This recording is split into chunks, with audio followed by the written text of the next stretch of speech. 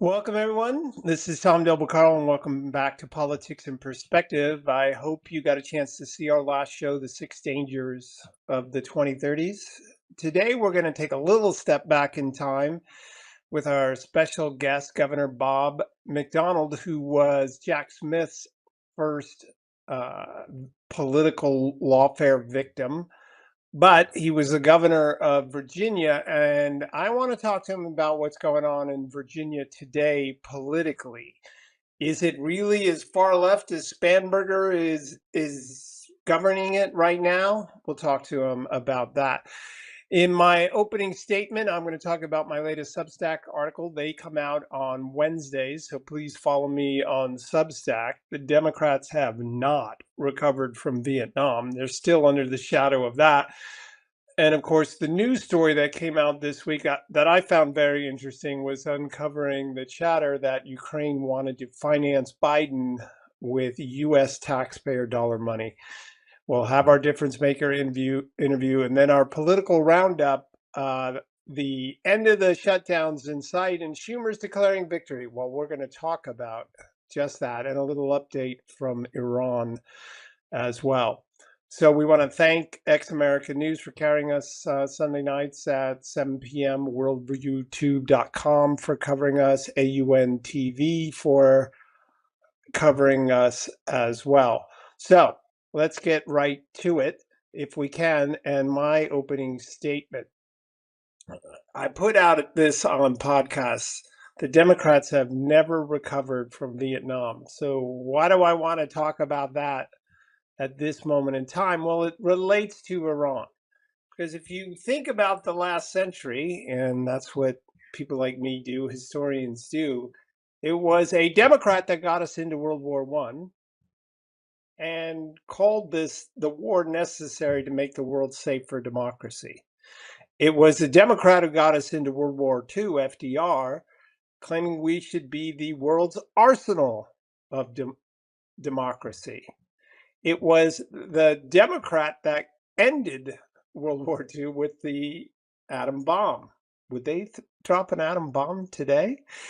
It was a Democrat, that was Harry Truman. It was the Democrat Harry Truman who got us in the Korean War without a declaration of war from Congress. And that he succeeded in that war as well. He succeeded in ending World War II with the Japanese. And of course, he succeeded in South Korea. Then the Vietnam War came. The Vietnam War was not started with JFK, but he greatly increased Americans' participation. JFK, of course, is a Democrat. The New York Times at the time was supportive of that. Then, of course, he was assassinated, and along came LBJ, and he made it into a ground war. Excuse me. What do I mean by that? Well, he brought in under JFK, you had just over 10,000 Americans advisors, but there were special forces, some say around 400, in the Vietnam War. And then LBJ came in, and over 500,000 Americans went into Vietnam. I think over 52,000 died. And that war has paralyzed the Democrats in foreign policy ever since. In fact, we haven't had a Democrat president who was good in foreign policy since those 60s. The 68 election was decided in some respects on the Vietnam War. LBJ left the race, and Richard Nixon's career was revived. The Democrat Party was split over the war. Nixon won, and 20 of the next 24 years were Republican presidents because the Democrats protested that war, became the party of protests. And people aren't that into protesters. They want mature adults in office, not protesters. And the Democrats have never recovered from that. You saw the rise of Al Qaeda under Bill Clinton, the rise of ISIS under Obama, and Joe Biden, 2 wars. Ukraine and the Middle East under Biden, listen to me, Obama. You had the funding of Iran. under Biden. You had the funding of Iran. They either gave them money, looked the other way on sanctions, or relieved sanctions. And what did they do with it? They attacked America all these many years, that being Iran. We've had weak Democrat presidents in foreign policy ever since the debacle for them known as Vietnam. And that brings us to their criticism today of what President Trump is doing. They act like Trump's losing the war. Okay.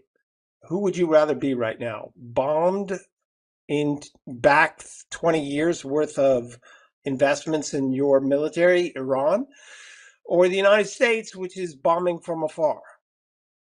No, the Americans are losing the war because the war is about Iran's ability to project itself militarily, and that has been greatly degraded. Permanently gone? No. Regime change? Well, yes, in a sense that the same people aren't in charge, but the citizens of Iran have not overtaken the regime of old or those claiming to be a part of it still. That is something yet to come. But the Democrats, CNN, and now, they act like, yeah, Trump's lost the war.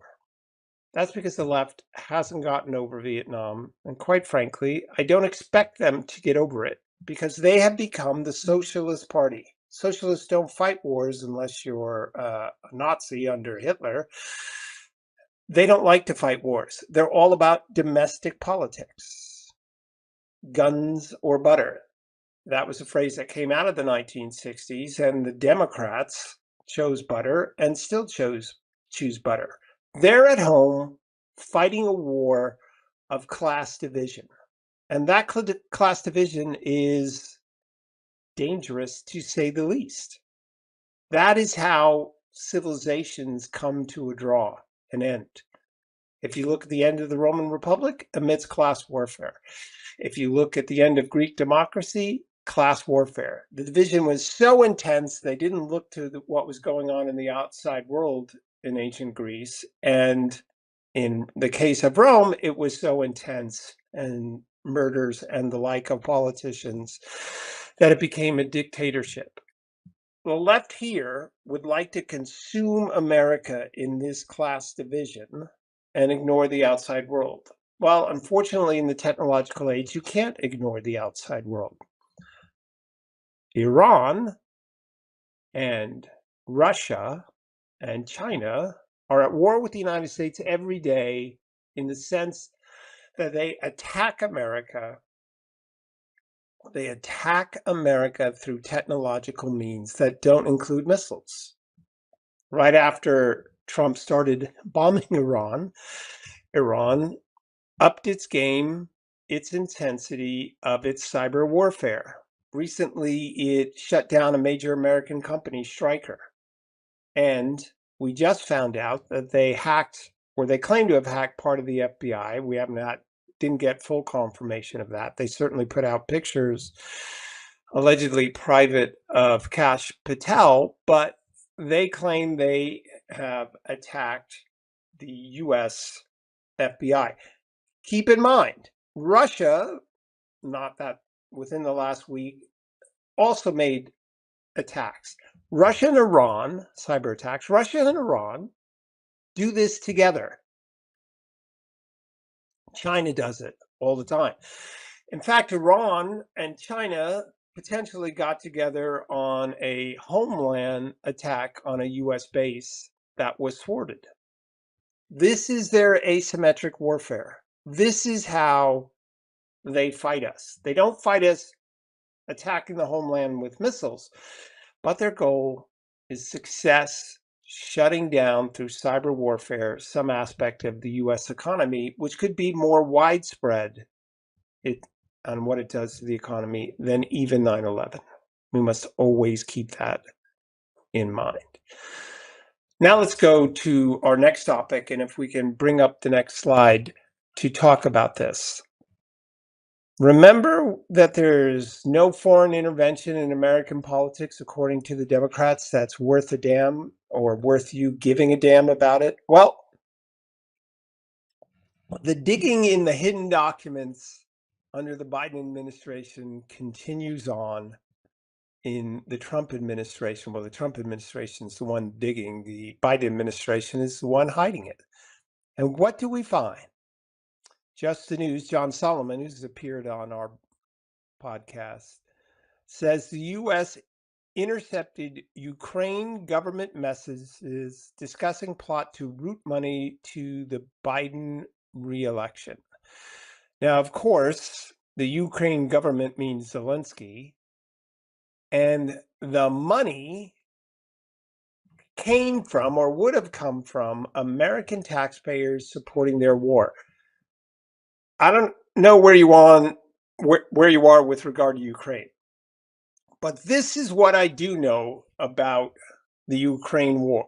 The United States has handed money hand over fist for years to the Ukraine, and there's no clear evidence of where it's all going. You hear stories about how the Ukrainian officials, who will not be first in line to heaven, about them siphoning off funds. There's more to come on this story of Ukraine, but the Biden administration somehow didn't investigate that story. Well, that's my opening statement. Thanks again for joining us. Thanks again to our sponsors. You can get all the clips on politicalvanguard.com, and please join me on Substack and tomdell.com. Up next, Jack Smith's first lawfare victim and how he got stuck with years of slander and libel against him by Jack Smith. I'm talking none other than Governor Bob McDonnell of Virginia, who will talk to us about that and what's going on in Virginia today. We'll be right back.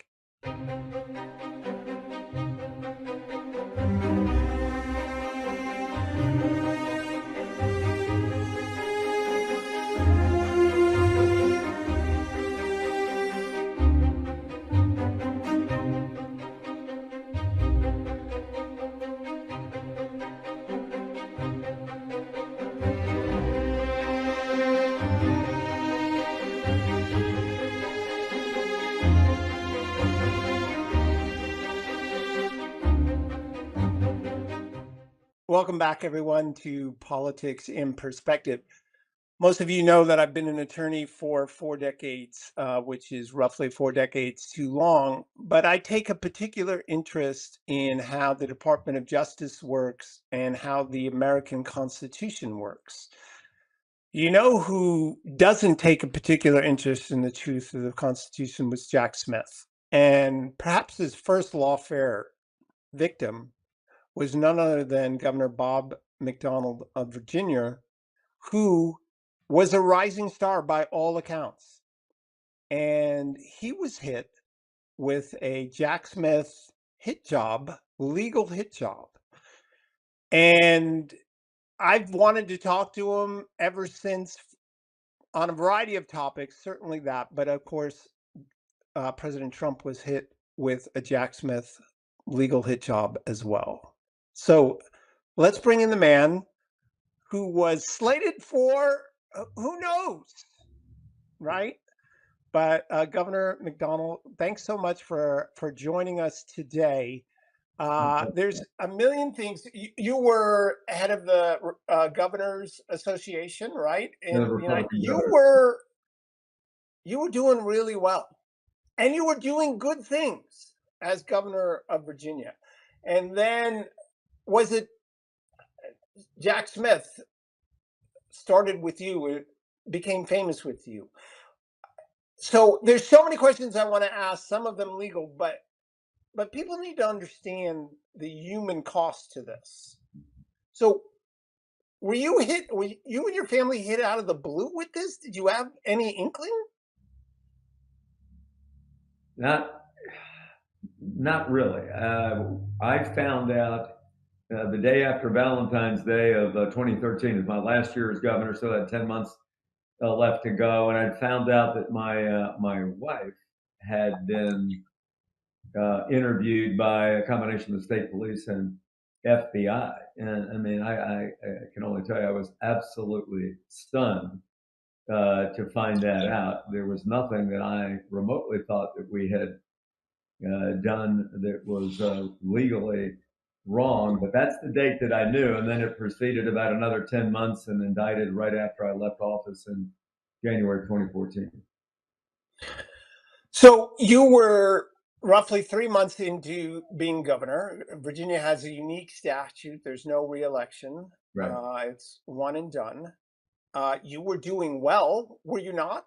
You tell us about some of your accomplishments. You were head of the Republican Governors Association. You Right. were being considered for vice president. What were your ambitions at the time? Let's put it that way. You know, I was just starting to look at what was life going to be like after being governor and what other office for governors of Virginia. I mean, most of them end up running for Senate or president. In fact, about all of them in the last 25 years. So I started looking at some of those things. And again, to be clear, it was 3 years into my term. So it was actually March or so, February of 2013 is when I understood that they had done this ambush interview of my wife, and that's what got it started. And then a month later, a Above the Fold article in the Washington Post making these allegations that clearly had been leaked from FBI agents and others. So but we had worked hard to bring Republicans and Democrats together. It's a purple state. Had major reforms in transportation, higher education, K-12 education. Had 4 years in a row of a balanced budget, surpluses to totaling about $2 billion. And we had turned down the temperature, and a lot of things got done. Got Democrats to work with me, and we thought things were going pretty well in Virginia. Unemployment was down, jobs were up, and I thought it was a good time, until that evening. So you're slightly understating the heritage of being governor of Virginia. I'm pretty sure the first 4 out of 5 first presidents were from Virginia. 4 out of the 5, And Henry Jefferson. That's not a bad start. no, and I love Patrick Henry, uh, who was governor as well. Okay, so you're hit with you find out about your wife, and you're obviously rising in attention. How did you deal with governing the last 10 months of your governorship? Was it, did you feel at the time like this, that there was a purpose to attacking you like this politically? I appreciate you asking the question. I'll never know the answer to that if it was political. I choose to think that it was not. Most of my friends and lawyers think that it was. I'd served at that point 38 years in public service, Army officer, prosecutor, and then legislator, attorney general, and governor. Yeah, it was a remarkable privilege. It was really my life's work. That's what I felt I was called to do. My parents were both in public service, Can and I stop you right there? That is a storyline for the American dream, is it not? I mean, yeah, you're not going to say that because I know you're a humble Christian man. But isn't that what America was about? Didn't you believe in your life that you were called to service and that's what you were doing?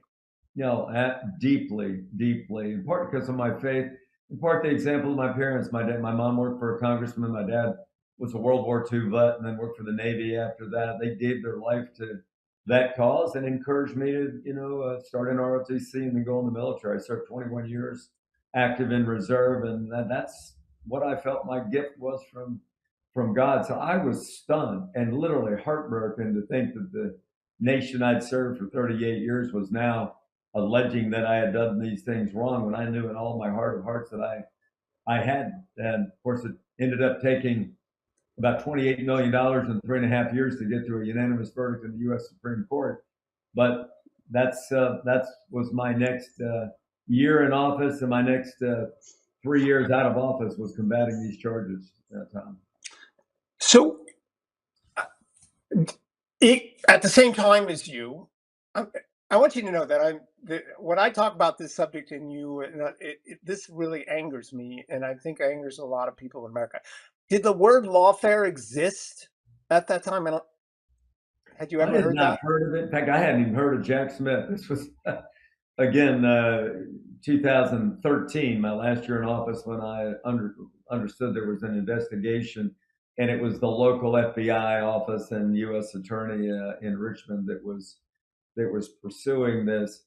I knew that the Justice Department had gone after others at the time. At the same time, Governor Perry in Texas was indicted.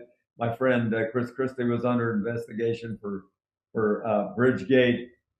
This Justice Department, if you remember, had already targeted and given advice to the IRS that it was okay to target various conservative Christians about the way they were doing their tax returns. I think the John Edwards case. This was also a Jack Smith case. The former vice presidential candidate of the Democratic Party had already had a hung jury in the North Carolina case, and the Robert Menendez investigation was beginning. So there was a little bit of this out there, but the term lawfare, or using your weapons of the Justice Department to pursue political figures with whom you may disagree, really hadn't become a thing at that time. Okay, but you mentioned two other people who, at the time, because I remember it, I was chairman of the California Republican Party in 2011. Uh, Rick Perry, Chris Christie, you. People use the word president in connection with your. Did you call them at the time and say, "Hey, what do you think's going on?" Well, the interesting part of that is we were also the three successive chairmen of the Republican Governors Association. I took Perry's place, and Christie took my place. So, it was a little suspicious of why they chose us. And again, after consulting with lawyers, I ended up with the best lawyers in the country, really, Jones Day and Holland and Knight, two of the top law firms that I know you're familiar with, Tom in D.C. Chose to represent me, and I was incredibly blessed to have that kind of legal firepower and skill in my corner, to say the least. So yeah, I did talk to both of those. Chris and I are still friends. I haven't talked to Rick in a while, but we were friends. We were competitors, about who was going to be the most pro-business state in America. We loved competing against one another, so we stayed friends. But we were all a little curious about what was really going on at the time. Okay, so again, I've been in and out of courtrooms, and I've represented many, many people falsely accused of things, and it shakes their soul. So and at the same time, he who frames the argument often wins the argument. So Jack Smith had framed the argument against you. Please tell America the guilty verdict and its impact on your family. I hadn't been a lawyer as long as you, only 37 years, not 40. But I'd represented the good guys, if you will, as attorney general and a prosecutor. And I've been a criminal defense attorney. Part of my practice was defending people. So I'd seen it from all sides. But when I found out that now I was going to be a defendant, I mean, I was truly crushed to my soul. That last 10 months in office, there were days, the time that all I could do is go into the office for a couple hours and then go home and crawl up in my bed in the fetal position of the governor's mansion and sob. I just could not believe that with everything my parents had taught me and everything that I tried to do right and do good for people, and leave lucrative law practice to go into public service, that this was going to be my fate. But quickly after talking to the lawyers, I got a steel spine and resolve, and we were not going to let the rascals win, and I was going to fight this at every turn, and they were in sync with that.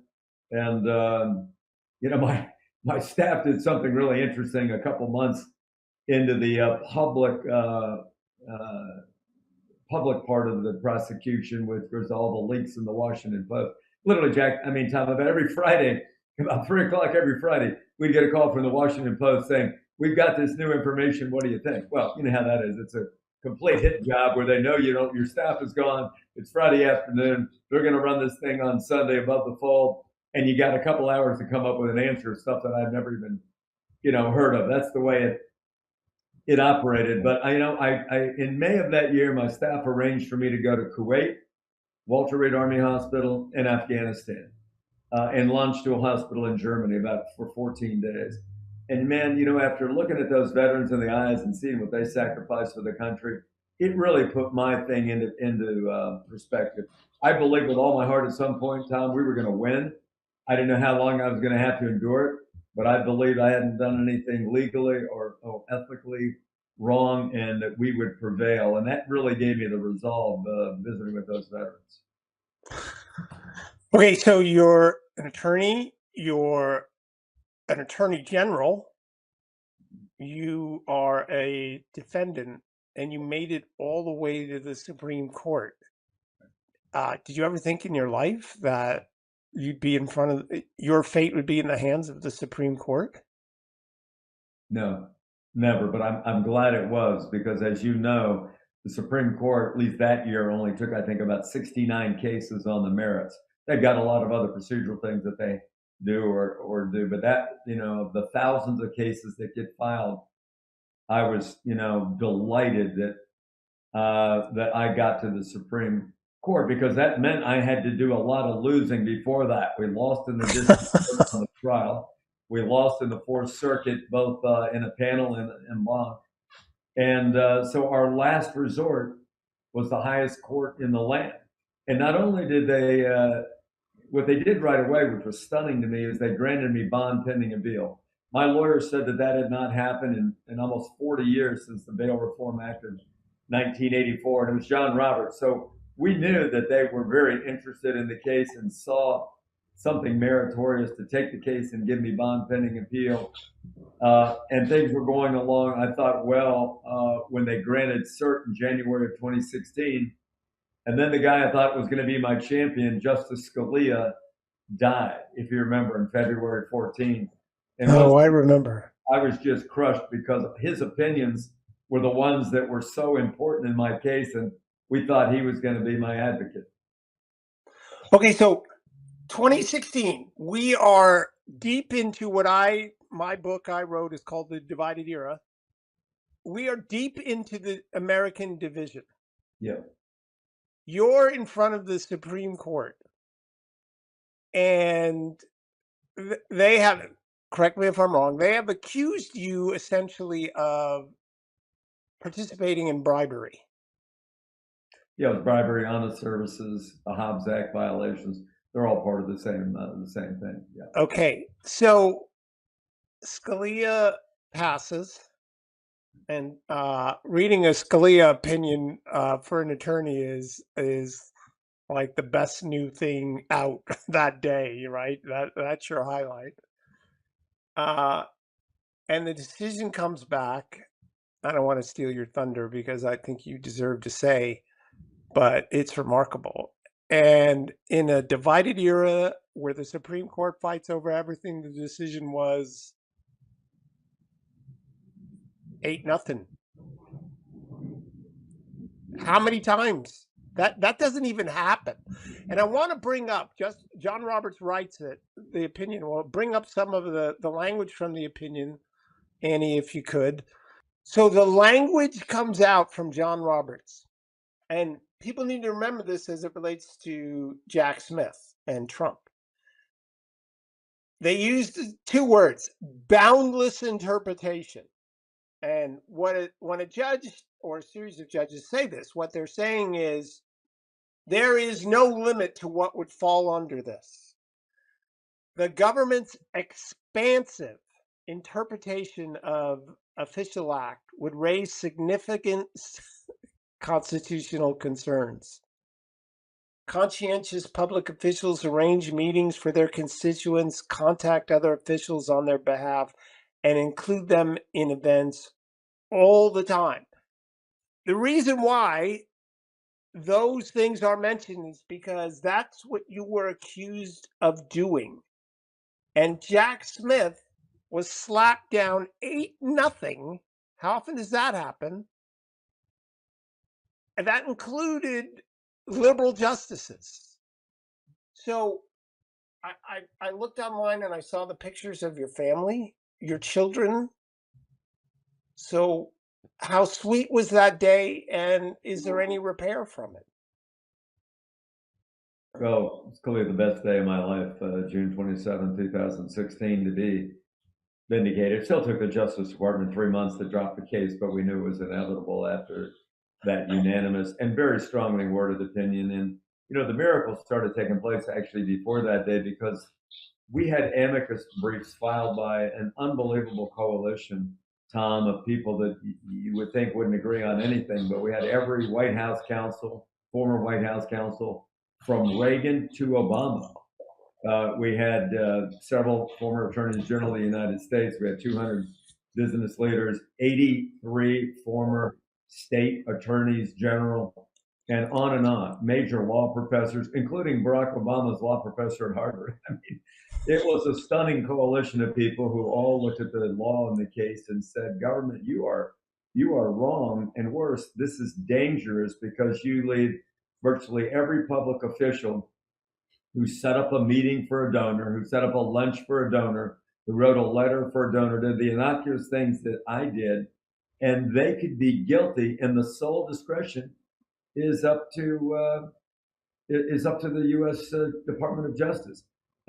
My champion actually turned out to be Stephen Breyer, because he was the only one on the court that actually had political experience. I think he was one of the staff counsel, Tom, as you recall, for the oversight committee, and he said, "Look, this is terrible, leaving this power up to an uncontrollable federal prosecutor." So they go into a lunch with a donor, and listening to them and writing a letter for their cause, that becomes a federal felony. It would be a disaster for the nation. That was Stephen Breyer in oral argument. So it was a tremendous bit of vindication. And look, I think the Justice Department made a horrible decision. I think Jack Smith is a very good and smart lawyer, but I think he lacks judgment.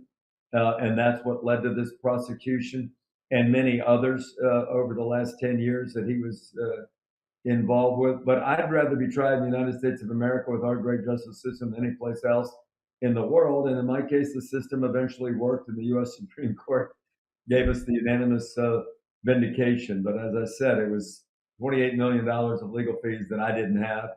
It was great heartache for my family, my friends, my state, my constituents, my supporters that all had to endure this. And I believe it was a case that should have never been brought.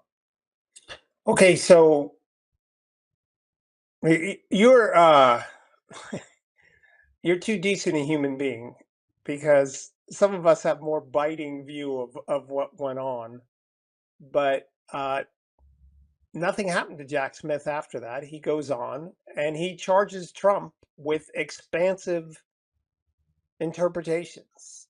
So what were you thinking when you saw those charges against Trump come out? By that time, you'd had the other Menendez case, the first Menendez case, where he was not guilty and was led, I think, a hung jury. You had the Bridgegate case with Chris Christie. You had the John Edwards case. You had all these other cases, and then, of course, my own case. And there seemed to now start to be a pattern. I mean, the Wall Street Journal wrote an op-ed the day after my opinion came out, and it basically said the most important case of the year. And they detailed it for everything that was right in their analysis, which was it's just reining in the overreach of federal power, where uncontrollable, unelected prosecutors can do whatever they choose to do. Because they've got, as you know, Tom, they got all the resources, all the money, all the investigators. And, if they lose, too bad, on to the next case. They got plenty of clients. So there's no real recourse. Malicious prosecution suits, you hardly ever win. So when it happened with Trump, I thought, here we go again. And when they picked Jack Smith to be the prosecutor, I just knew that there was going to be more overreach, more bad judgments, more novel legal theories that had never been proven and tested, more bad jury instructions, and that President Trump was going to have to endure. But he'd finally win somehow but it was going to be, some years of hell. And sure enough, that was right. Yeah. Well, I appreciate your love for the Constitution. In my book, The Lessons of the American Civilization, I talk about Gibbons and public virtue. And what Edward Gibbons talked about public virtue is those who served their nation passionately over their own self-interest. And we don't have a lot of that today. We have a lot of self-interest and not seeing the big picture. And I think you went through living hell, uh, and both you and Trump didn't deserve this fate. And we need to shine more light on this so it doesn't happen again. I agree with you, and I thank you for that, Tom, because I'm not sure exactly what the answer is. You see that Harvey Silvergate article, and it basically says that, have you committed your 3 federal felonies today? In other words, the laws are so vague and out of control, the average citizen probably commits 3 felonies a day. It's an interesting read, but it makes the point about how unconstitutionally vague so many of these statutes are, and the average person could never possibly be on notice that certain things they do are illegal. And it's worse, of course, in the political climate, because since then, in the last 10 years, we've seen an acceleration of lawfare and using the law as a weapon to go after your political enemies. And it's happening more frequently. And I probably see presidents continuing to do that, or attorneys general continue to do that. And it's wrong. So we need to screen these people better that have that much power, that many resources, to make sure that they're willing to walk away from a case when the facts and the law don't add up, even if they get their name in the paper because they win. That's wrong. The old adage, Tom, and is we'd rather see 1,000 guilty people go free than to convict one innocent man. That's the American standard. That's why we're the best system. And we need prosecutors that believe that. I agree with you. Okay, let's talk quickly here about Virginia, because it's an important state historically, and in the Electoral College today. I'm on record as saying that the current governor may be the worst abuser of the say one thing before the election and be the opposite right after it in history. Reagan talked about, I know you remember this, when Reagan said that those Democrats campaign to the middle and then govern from the left. That's right. You've been in politics a couple weeks. Didn't your head snap back how quickly she dumped her quote unquote moderate image, and the Democrats have gone to the left in Virginia? I did. I had hope for her because, she publicly chastened Nancy Pelosi in a very famous leaked tape, before she was even sworn in. Her dad's a cop. She was a CIA agent. I thought she had, the background that she would be a little bit more temperate, but it doesn't look like it at all. And of course, the first thing they did was pass legislation to put constitutional measures on the ballot. The most egregious one being a redistricting in Virginia to take us from 6-5 Democrat Republican to 10-1. In other words, carving all the Republicans out except for one in deep red Southwest Virginia. And they claim it was for a reaction to what happened in Texas, and it's all President Trump's fault. Well, that's just categorical nonsense, because the Democrats have been doing this for 20 years. If you look at all the northeastern states, Tom, they're all blue. There are 7 states in the Northeast that have anywhere from 30 to 40 to 50% Republican generic ballot votes, and they have no Republican congressman because they have gerrymandered the heck out of those states. So that's what they're trying to do in Virginia, where about 5 or 6 of the new proposed congressional districts have a piece of Northern Virginia, which is deep blue, and it's solely to maintain power. And here's why. That California is going to lose seats in the 2030 census, because a lot of them are moving to Tennessee, Florida, Texas, because your government is so bad and hostile to business and free people out there. And the same thing's happening in New York. They're going to lose seats. So they've got to make an unconstitutional power grab right now, stop Trump in his last 2 years, and take the seats before redistricting. But to do this in the middle of a term is such a bad government policy, because it'll happen now all the time, regardless of who's in power, and it's just wrong. So, what's your sense of the voter? I get it's a swing state, literally, right? Yeah, You right. had you were Republican. There were Democrats that followed you. Youngkin seemed to do a really good job, in Yeah, my estimation. great talent. It Yeah. swung back a little. Are the What's going to happen with the Virginia voter? Are they going to look at this and say, "Whoa, we got a slap in the face. We now realize our mistake," or what's going to happen? Well, here's another data point. 5 years ago, Virginia voters approved a referendum 2-1 to create a system where an impartial bipartisan redistricting committee would be the ones drawing the lines. And now, 5 years later, the Democrats are saying, no, we're taking it back. We're taking it away from the people, and we're putting it back in the politicians' hand to carve the line. So they remember that they already voted the other way. The current polls are running with the no vote, which is what we want, no redistricting midterm, about 6, 7 points ahead, and that's out being spent. I think they've got $14 million they've raised. We've raised 5, so we're being outspent dramatically. That'll get worse from all the left wing causes around the country that'll weigh in for Virginia. Because if you can pick up 4 congressional seats in Virginia this November, you got a shot at taking back the House. And of course, Tom, you know what that means. So I think people remember this is bad government. It's a bad president. And even some Democrats are publicly weighing in. You see what happened in Indiana and South Carolina when Republicans were asked to do midterm redistricting.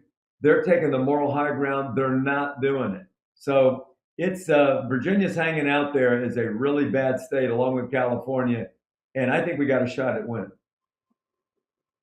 All right. Well, we've run out of time. I do want to say that you're still young, so we'll see what the future holds.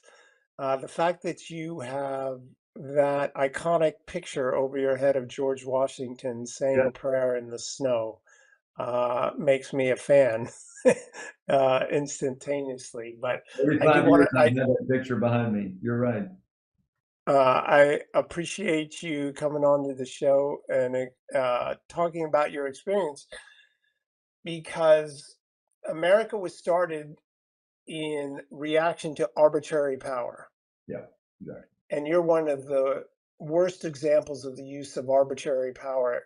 And thank God things worked out the way they did and our system worked out the way they did. But freedom has to be fought at every level, and you fought it.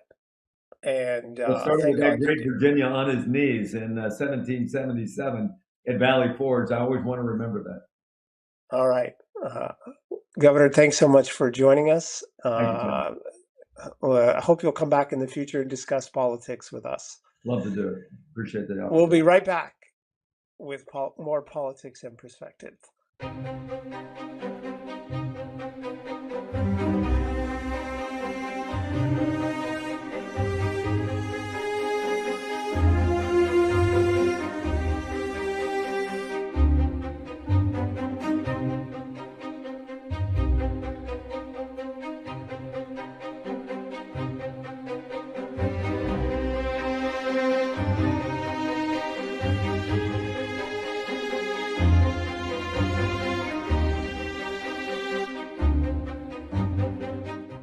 Welcome back, everyone. Tom Del Becar. I hope you appreciated that interview, because what Jack Smith and others do have real consequences. We have a lot to cover in our political roundup, so let's get right to it. The shutdown. Where is it? Well, Chuck Schumer is claiming victory, but I want everyone to remember how this started. This is I believe, a PBS headline we have here. And right before the shutdown, this is what the Democrats said. They demanded dramatic changes for ICE on masks, cameras, and judicial warrants.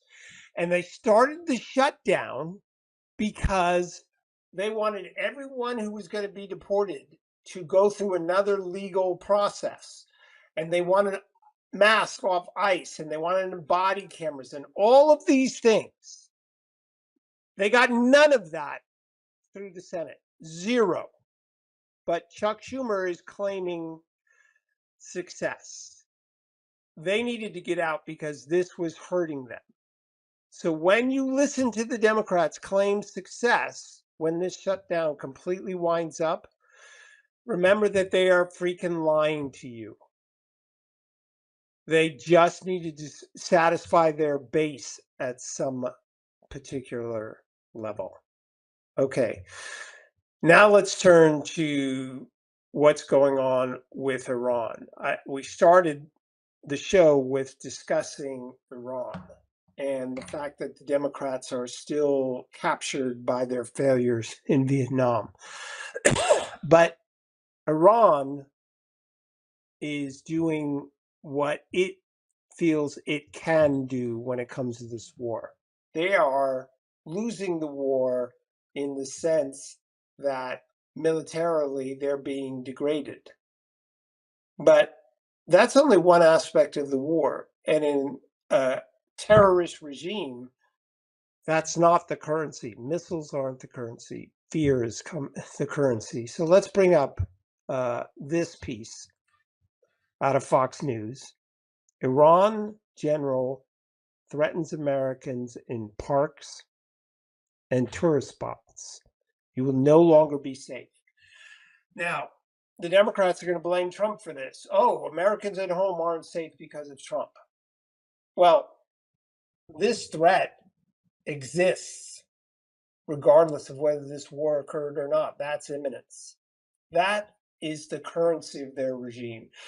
And so in the few minutes we have left, I wanted to bring back my producer whose new book, The Architect of Jihad, is out there, available on Amazon. You need to buy it. It's written with incredible clarity, but it touches, there it is. It's written with incredible clarity so that you have an understanding of what's going on. And Annie, I just said a moment ago, the currency of a terrorist regime is fear. Why don't you expand about that? Expand on that thought. You're correct. I'm going to even go a step further since we're talking about Islamic Republic of Iran, and I will say Muhammad, the Prophet of Islam, said, "The heaven is under the shadow of the sword." He ruled with fear, and he passed on that, which I mentioned in my book, The Architecture of Jihad. He passed on that technique. If you can convince them, make him convert through fear, because their options will be convert or kill, right? So yes, Islamic Republic of Iran openly has practiced that for 47 years. Let's go back again to 1979, when they stormed our embassy, took our American citizens, held them for 444 days. Some later testified that they faced mocked executions repeatedly, torture, starvation. This isn't a new thing, you're right.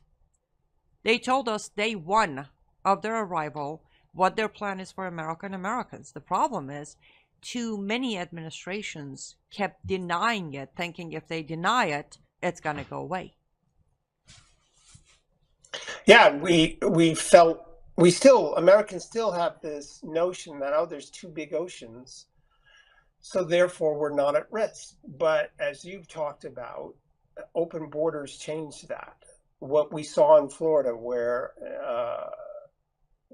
Iran and China got together and threatening the United States. What do you see here in the homeland? We only have about 2 minutes left, but go ahead.